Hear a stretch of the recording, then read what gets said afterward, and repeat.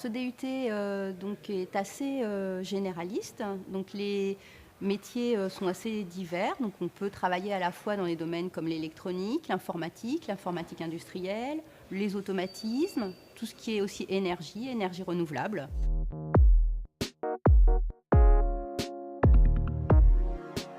Du fait de sa diversité, les entreprises sont aussi très nombreuses. Donc on peut soit retrouver des grands groupes dans le secteur des transports, donc comme PSA, Renault, des grands groupes aussi d'électronique comme Thales.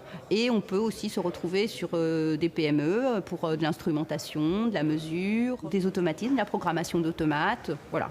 EDF aussi, qui est un grand groupe aussi en électricité. Donc c'est assez, voilà, le nombre d'entreprises est extrêmement important. Du fait de la grande diversité des matières, et on continue à faire aussi des matières générales comme les maths, la physique, le DUT GE2I permet facilement de poursuivre ses études. Et on a une grande majorité de nos étudiants, donc en gros 70% de nos étudiants qui poursuivent sur des études longues. Alors moi je suis venu dans cette formation parce qu'elle permet en fait de rejoindre une école d'ingénieur derrière. Donc c'est préparatoire sur 2 ans, donc c'est assez intéressant comme cursus. Par rapport à une école d'ingénieur, c'est une formation qui est quand même assez équivalente et qui permet d'avoir une meilleure pratique. On a à peu près 10 à 20% qui continuent en licence professionnelle et très peu vont directement sur le marché de l'emploi en fait. Quasiment tout le monde continue, donc on a 100% de poursuite d'études et je dirais autour de 30% d'études courtes. Donc, licence professionnelle, éventuellement licence, mais souvent c'est quand même pour continuer sur un master, et autour de 70% en école d'ingénieur. Là on est en système électronique, donc c'est de l'électronique en général, donc là on va faire des filtrages. Donc on utilise beaucoup de composants externes, mais aussi de la simulation sur ordinateur, donc avec un logiciel. Donc on va travailler sur tout ce qui est fréquence et filtrage de signal en général. Voilà. On échantillonne un signal qui est filtré là par exemple. On a un socle de matières générales, maths, physique, anglais, expression, communication. Donc ça, ce sont des matières essentielles aussi pour avoir cette culture scientifique. Et notre cœur de métier, c'est autour de l'électronique, de l'informatique, des réseaux industriels, donc ce sont les réseaux qu'on va retrouver par exemple dans un véhicule. Donc dans un véhicule voiture, on va avoir maintenant de plus en plus d'informatique, d'électronique, tout ça doit communiquer entre eux. Et donc voilà, on se retrouve à l'intersection de tout ça, où on doit mettre en place et faire communiquer tous les organes électroniques avec de l'informatique et du réseau.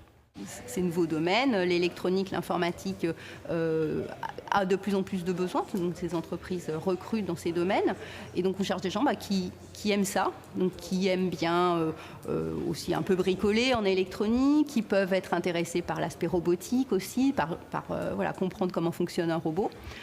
Et au niveau du type de recrutement, donc on recrute soit des bacs S, soit des bacs STI 2D. Là, on est en train de faire un projet en fait pour récupérer la température depuis un microcontrôleur. On récupère son température et on doit l'envoyer par liaison série et l'envoyer en fait directement sous une Raspberry qui réceptionnera en fait ces données pour ensuite les afficher sur un site internet.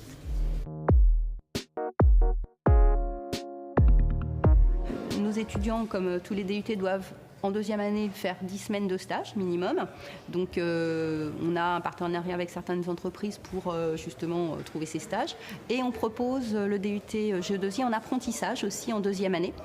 Donc une alternance une semaine en entreprise, une semaine à l'école, qui permet d'être vraiment immergé dans le monde de l'entreprise et d'avoir une vraie expérience professionnelle. Donc l'apprentissage est un vrai plus et permet aussi de continuer par la voie de l'apprentissage aussi ses études. Les étudiants ont cours de 8h à 17h à peu près tous les jours, ils ont une demi-journée par semaine. Donc le travail à la maison, il est quand même nécessaire, mais il est de l'ordre de 1 à 2 heures par soir. Un peu plus le week-end pour réviser les devoirs, etc. Mais on demande un travail surtout, ce qui compte, c'est qu'il soit régulier et qu'il commence dès le démarrage de la formation. Pour obtenir son diplôme, il faut valider les 4 semestres, donc avoir la moyenne sur ces 4 semestres. Et donc on a ce qu'on appelle des unités d'enseignement. Donc on a 3 unités d'enseignement par semestre. Et sur chacune de ces unités d'enseignement, on demande d'avoir minimum 8. Donc ça veut dire qu'il faut travailler dans toutes les matières pour valider son diplôme aussi. et 10 de moyenne générale. Mais si on travaille régulièrement et sérieusement, normalement, ça ne présente pas de difficultés.